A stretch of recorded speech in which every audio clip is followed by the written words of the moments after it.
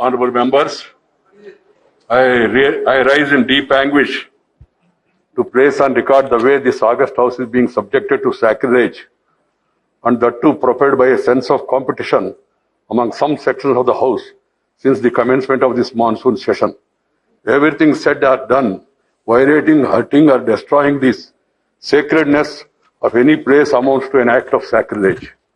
Whereas land of temples, churches, mosques and gurudwaras, these are holy places with demarcated sacred areas which are known as sanctum sanctorum. The parliament, the apex legislature of our country, is regarded as the temple of democracy. The table area where the officers and supporters of the reporters of the House, the Secretary General and the presiding officer are seated is considered as the holy sanctum sanctorum of the House. A certain degree of sacredness is attached to this place.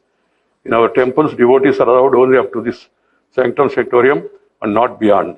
Entering this sanctum sanctorum of the House in itself is an act of sacrilege. It has been happening as a routine for some time. I am distressed by the way this sacredness was destroyed yesterday. While some members sat on the table, some others climbed on the table of the House, perhaps to be more visible in such acts of sacrilege. I have no words to convey my anguish and to condemn such acts. As I spent a sleepless night,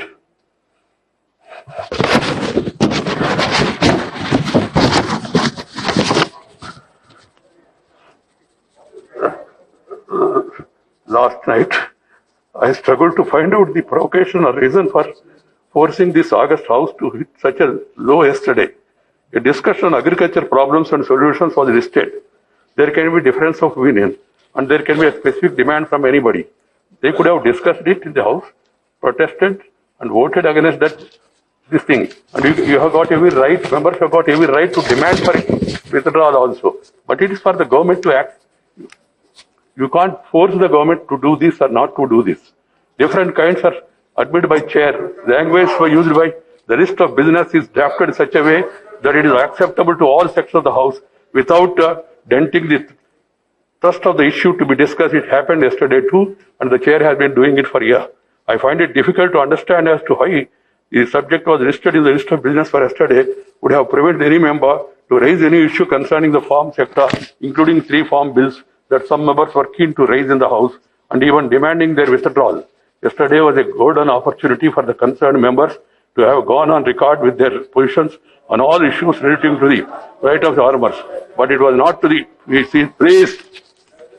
have the decency at least, and the chair is saying something at least to hear it. You may not agree, that's a different matter. The positions on all issues to the right of farmers, but it was not to be, as the sole intention seems to be, not to allow the House to function.